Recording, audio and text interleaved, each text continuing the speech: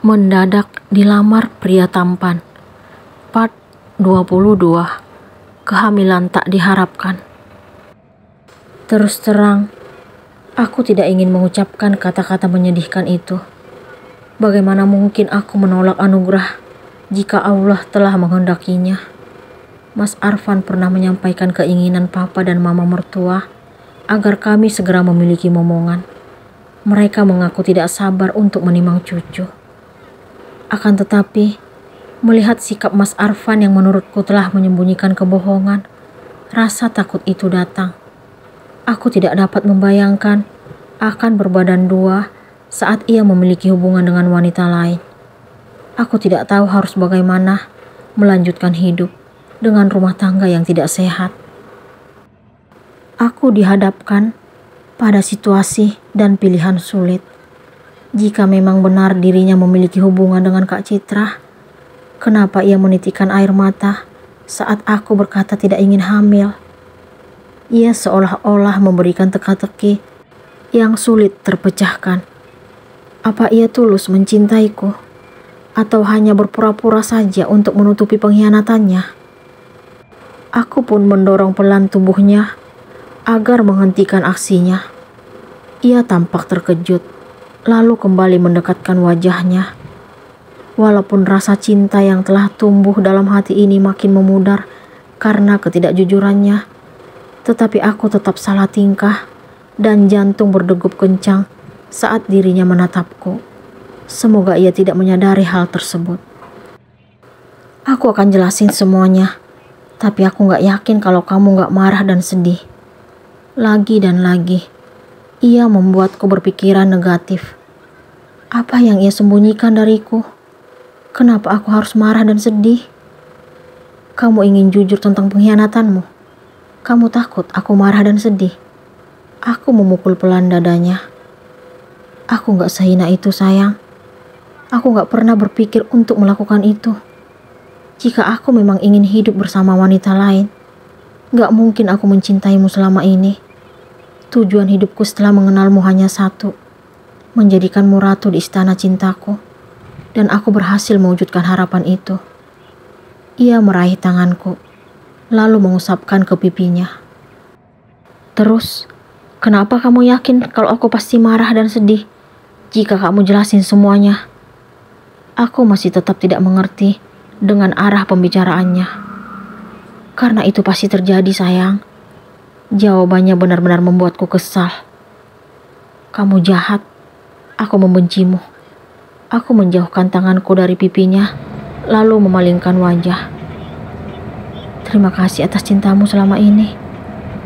What? Kenapa balasannya tidak nyambung? Terus, kenapa ia sangat yakin kalau aku mencintainya? Aku belum pernah jujur dengan perasaanku kepadanya. Kamu ngomong apa sih? Aku kembali salah tingkah dan merasa canggung. Ternyata istriku cinta banget sama suaminya. Gak usah sok mengalihkan pembicaraan. Kamu pikir aku sebodoh itu? Aku menaikkan suara, lalu menatapnya. Au, perutku kembali kram. Kita ke rumah sakit ya, sayang. Ia langsung mengusap-usap perutku. Gak perlu. Aku mau pulang sekarang. Aku menepiskan tangannya.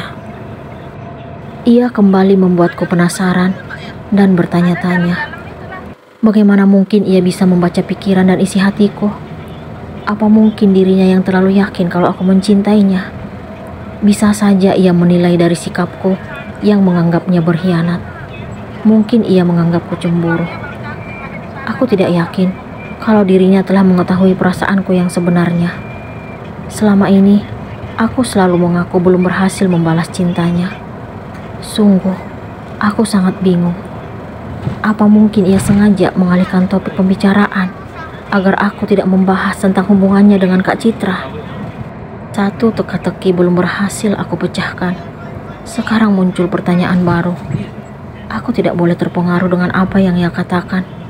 Aku harus fokus pada satu masalah yang menyakitkan saat ini.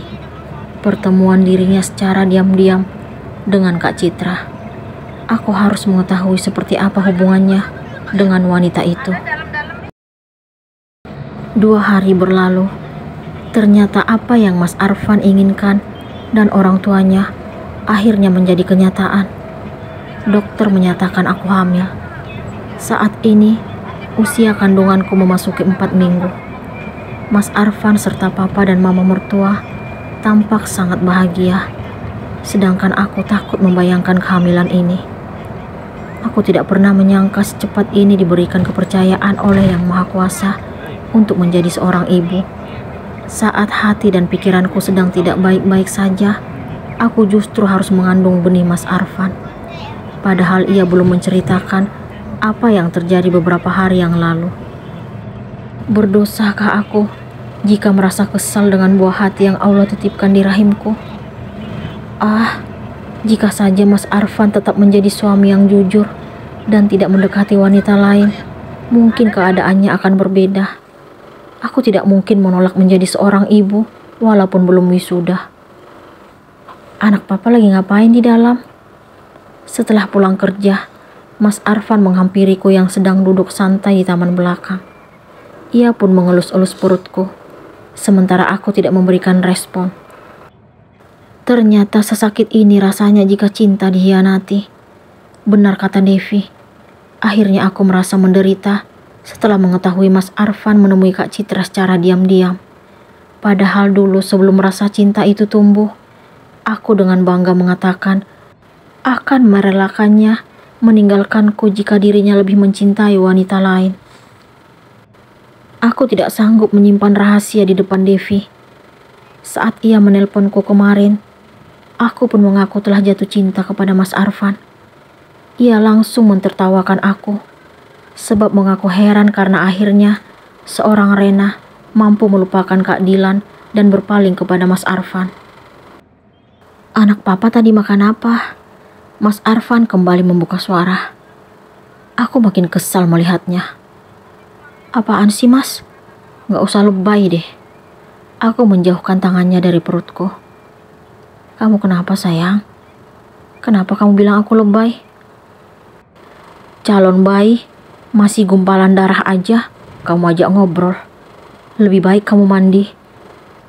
Seperti apapun bentuknya saat ini, dia tetap anakku. Aku berhak berbicara dengannya. Iya, aku tahu ini anak kamu, bukan anak tetangga atau orang lain. Apa yang ia lakukan di belakangku telah membuatku bersikap kasar kepadanya. Kenapa sikap kamu berubah sayang? Kamu bersikap seperti saat awal kita ketemu setelah dewasa. Kamu seolah-olah tidak mengenalku. Ia memegang kedua lenganku. Itu pertanyaan dan pernyataan aneh. Kamu harusnya tahu kalau kamu yang telah mengubahku. Jadi, gak perlu sok peduli padaku sebelum kamu jelasin semuanya tentang Kak Citra. Aku pun berdiri, lalu beranjak menuju kamar. Mungkin benar kata orang-orang yang sudah berpengalaman. Cinta itu memang buta. Oleh karena rasa cemburu yang kurasakan, aku sanggup berbuat kasar kepada Mas Arfan. Aku telah mengabaikan nasihat ayah dan bunda. Aku sangat sedih karena tidak bersikap layaknya seorang istri. Sayang, dari awal aku pengen cerita, tapi aku takut kamu marah dan sedih. Dasar Mas Arfan, tetap saja mengikutiku. Itu lagi yang jadi alasan kamu. Justru alasan itu yang membuatku makin yakin kalau kamu itu selingkuh. Sadar sayang, jaga omongan kamu. Aku sadar banget sekarang, kamu yang gak bisa jaga pernikahan kita. Aku menggerakkan telunjukku ke dadanya. Seandainya waktu bisa diputar kembali, aku akan menjaga hati dan perasaan agar tidak jatuh cinta kepada Mas Arfan. Aku tidak pernah menyangka bahwa laki-laki yang selama ini peduli dan perhatian kepadaku ternyata tega memberikan luka yang sangat perih. Masih pantas kaya untuk dipercaya? Apa yang Arfan sembunyikan dari Renata?